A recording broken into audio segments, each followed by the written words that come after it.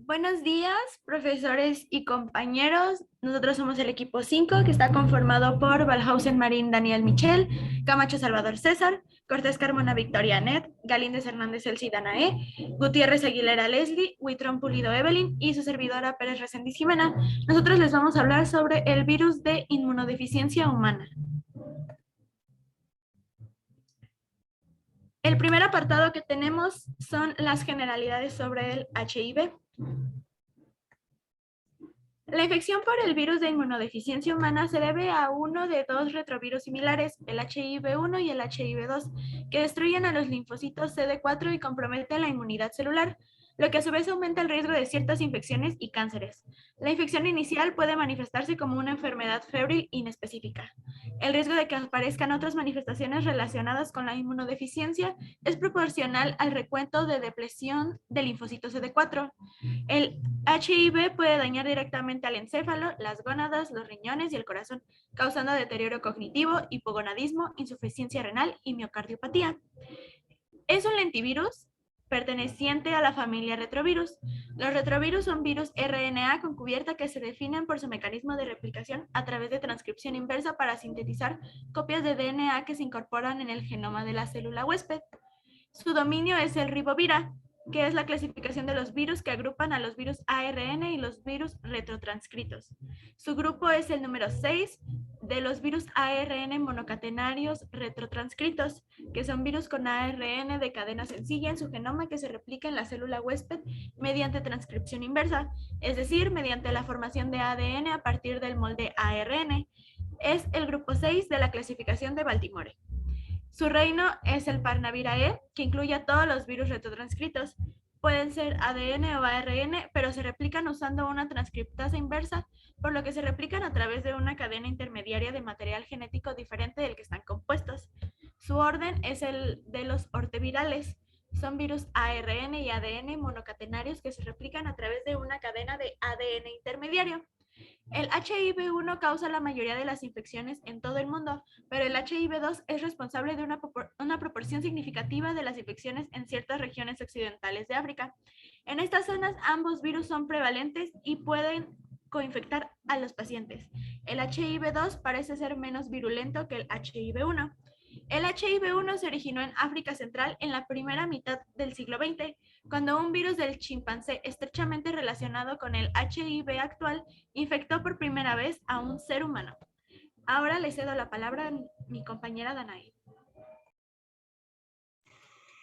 Yo les voy a compartir lo que es la epidemiología de este gran virus.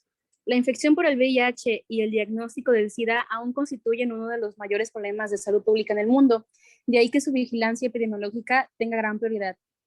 En cuanto a su distribución, la distribución del VIH en 2020, 37 millones de personas vivían con VIH, dentro de los cuales 36 millones son adultos, 1.6 millones niños que abarcaban hasta los 14 años y los cuales el 53% de todas las personas que viven con el VIH son mujeres y niñas.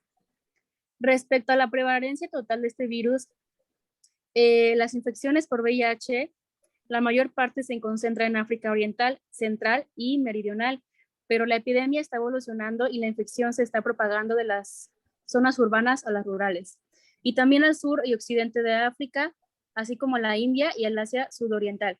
En el mundo, entre 32.7 y 44 millones de personas vivían con VIH al término de 2018, mientras que en Latinoamérica se estimaban 1.9 millones de personas en la misma situación. En cuanto a la importancia del VIH en México el primer caso de SIDA se reportó en 1983 y en lo que va del año se han diagnosticado 8.757 casos de infección por VIH y 5.111 de SIDA, concentrándose la mayor parte en el grupo entre 25 y 44 años de edad. Por sus características, el VIH en el país se considera una epidemia concentrada en el cual las poblaciones más afectadas son hombres que tienen sexo con otros hombres, hombres trabajadores sexuales, mujeres trans, personas que se inyectan drogas y reclusos. Le cedo la palabra a mi compañero César. Bueno, yo voy a hablarles acerca de la patogenia. Bueno, empecemos diciendo que el VIH va a infectar principalmente a dos tipos de células, a los macrófagos y a los linfocitos de Helper, aunque también puede ser en las células dendríticas en el tracto genital, ya que contiene la proteína superficial CD4, que producen y liberan muchas partículas de HB, que a su vez van a infectar otras células que exhiben estas CD4. Normalmente, la infección del VIH ocurre primero en los macrófagos, donde la molécula de CD4 se une a la proteína GPL20 del VIH, que infectará después con otra proteína transmembranal del macrófago, el receptor de quimiosinas CCR5, y juntos formarán el acoplamiento donde la envoltura del VIH se fusionará con la membrana de la célula hospedera, permitiendo la entrada de la nucleocápsida viral en la célula. Después de infectados los macrófagos APC, se produce una forma diferente de GPL20, que a su vez se une a un cocorreceptor diferente, el receptor de quimiosinas CXCR4 de las células T.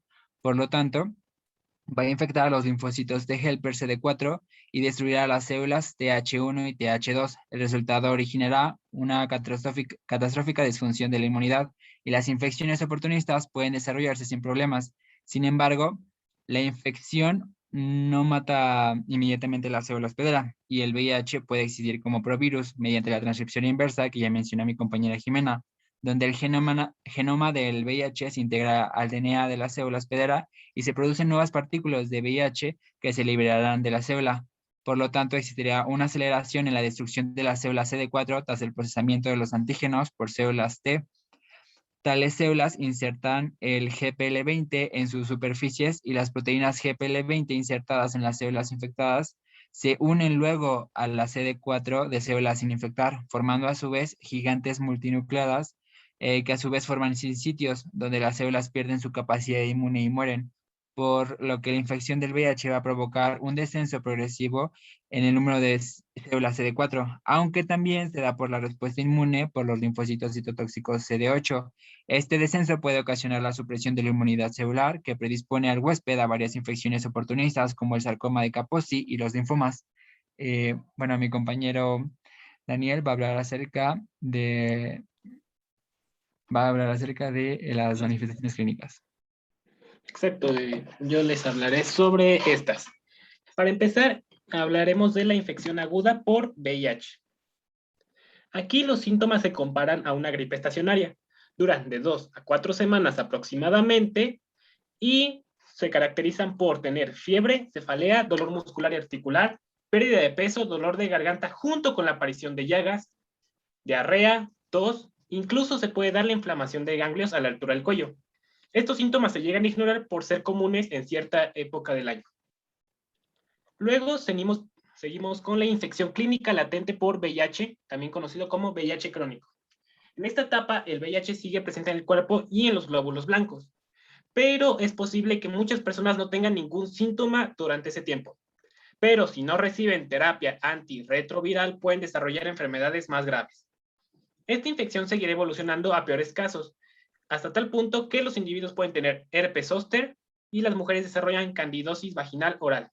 Aparte de que los ganglios linfáticos se inflaman y esta es la señal para el diagnóstico de VIH. Ahora, en su evolución del SIDA, es considerada la fase final y tiene un deterioro progresivo del estado general. Y hay manifestaciones más frecuentes como pérdida de apetito, adelgazamiento, fiebre y diarrea. Entonces aparecen las infecciones oportunistas, como la neumonía por Pneumocystis carini, tuberculosis, infecciones por hongos y virus. También los tumores malignos, como el sarcoma de Kaposi, cáncer de cuello uterino y o de la región anorrectal, y los trastornos neurológicos. Bueno, yo soy Evelyn Buitrón y les voy a presentar el diagnóstico. El diagnóstico de infección por el VIH se basa en la demostración de los anticuerpos anti-VIH en la detección directa del VIH o de alguno de sus componentes en ambos. Los anticuerpos anti-VIH suelen aparecer en la circulación entre 3 y 12 semanas después de la infección. A continuación les explicaré la prueba de enzimoanálisis de absorción o también llamada ELISA. Esta es conocida como una fase sólida y es una prueba de detección sistemática sumamente buena, cuya sensibilidad supera el 99.5%. Tales equipos contienen antígenos naturales y recombinantes que se actualizan constantemente para que conserven su sensibilidad frente a las nuevas especies que se descubren como los virus del grupo O.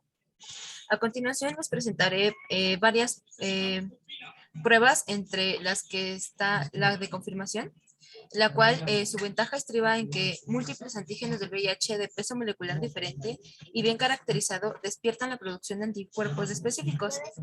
Una inmunotransferencia que demuestra la existencia de anticuerpos contra los productos de los 3 genes principales del VIH, que son el GAG, el COL y el M, es una prueba concluyente de infección por el VIH.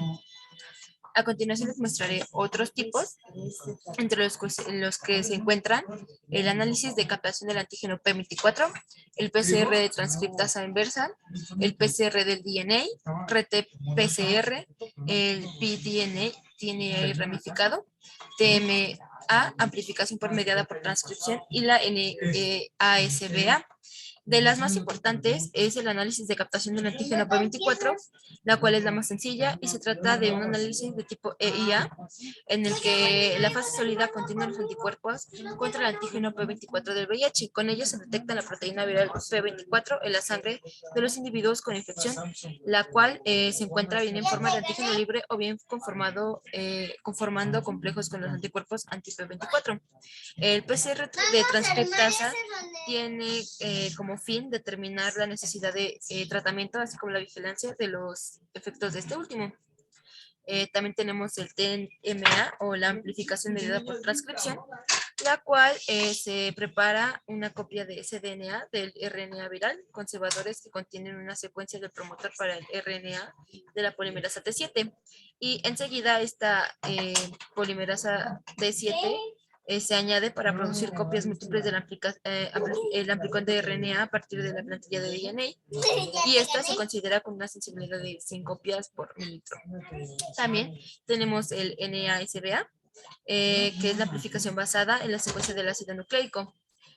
Consiste en efectuar una amplificación isotérmica en la secuencia dentro de la región GAG del VIH en presencia de estándares internos y recurre a la producción de múltiples copias de RNA por acción de la polimerasa del T7-RNA.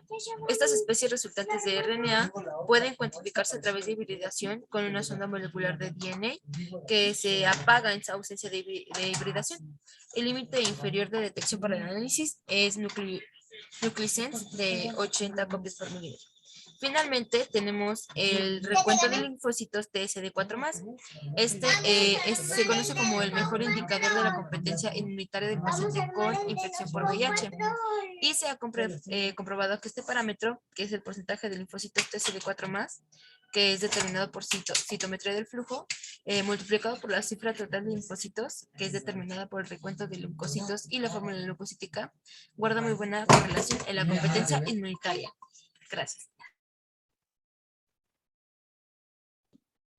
Hola, yo soy Victoria y les voy a hablar sobre el tratamiento. Actualmente no se cuenta con un tratamiento para la cura de esta infección, pero mediante el cumplimiento de varias indicaciones de salud encabezadas por un tratamiento antirretroviral, se ha logrado que los pacientes con VIH vivan muchos años y con una buena calidad de vida. ¿De qué trata el tratamiento antirretroviral? Su objetivo es disminuir la replicación del virus, lograr una restauración del sistema inmunológico y hacerlo más inmunocompetente. Para iniciar el tratamiento se tiene principalmente el criterio de determinar el número de linfocitos CD4 que se tenga. Entonces, se toman en cuenta los diferentes puntos que se les muestran en la diapositiva, que son antecedentes de la enfermedad definitoria de SIDA, linfocitos CD4 con menores de 200 células, linfocitos CD4 entre 200 y 350 células, mujeres embarazadas, independientemente del número de linfocitos CD4 que tengan, pacientes con nefropatía por VIH, pacientes con coinfección VIH o virus de hepatitis B o C.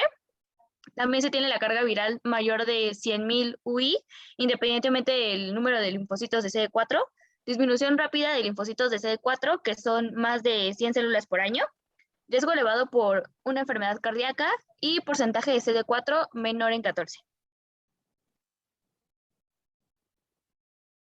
El tratamiento antirretroviral está basado en la combinación de al menos 3 medicamentos que actúan en diferentes puntos del ciclo de replicación del virus.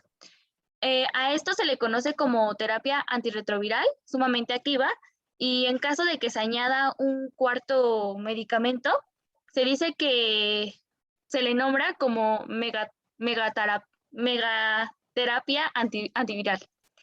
En este caso, son varios los grupos de medicamentos antirretrovirales y de acuerdo a su sitio de acción se clasifican.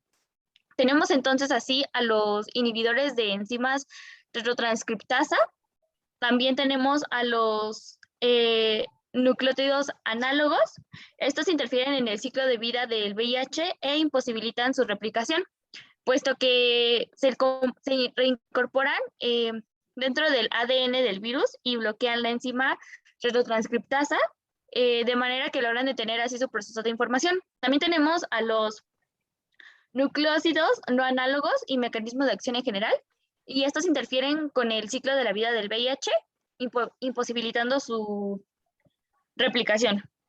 También se tienen a los B inhibidores de las proteasas y el mecanismo de acción en general, y estos interfieren en el ciclo del VIH, a la vez de que actúan en la última etapa de la replicación del virus, bloqueando a las enzimas proteasas e impiden el que se fraccionen en pedazos más cortos, se ensamblen y hace que se abandone a la célula infectada.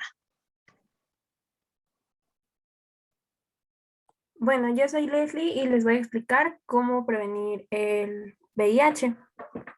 A continuación, veremos que el contagio del HIV está ligado a las actividades sexuales promiscuas y a otras acciones que incluyen el intercambio de fluidos del cuerpo y que implican no solo a personas homosexuales, sino también a quienes se dedican a la prostitución y al uso de drogas intravenosas. Veremos diferentes niveles de prevención. El primero es la prevención sexual, que contempla la abstinencia sexual, refiriéndonos a evitar cualquier tipo de relación sexual, incluidas aquellas en las que no existe la penetración. También encontramos el uso de condones durante la relación sexual, ya que nos proporcionan una barrera impermeable en contra de los patógenos del VIH. También el evitar las actividades sexuales con personas de alto riesgo. Aquí es donde entran aquellos que se dedican a la prostitución, ya sean hombres o mujeres, y la relación sexual con desconocidos. En dado caso de que se haya tenido sexo con alguno de los miembros del grupo de alto riesgo, se deben de realizar pruebas sanguíneas. Estas para determinar si se ha adquirido o no la infección y poder diagnosticarlas a tiempo. A continuación, encontramos la prevención parenteral, que incluye la prevención en drogadicción, ya que la mayoría de los adictos por vía parenteral se infectan durante el primer año por compartir materiales de inyección o durante algún contacto sexual. Para este tipo de usuarios, la mejor opción es que abandonen las drogas inyectadas o que eviten compartir las jeringas y utilicen aquellas durante un solo uso. También encontramos la prevención en la transmisión sanguínea, pero esta ya no es un problema, ya que ahora se realizan muchas pruebas para que la selección sea rigurosa con los donantes. Finalmente tenemos la prevención vertical, la cual evita el contagio del feto durante el embarazo mediante tratamientos antirretrovirales. A continuación veremos nuestras referencias. Y eso es todo de nuestra parte. Gracias.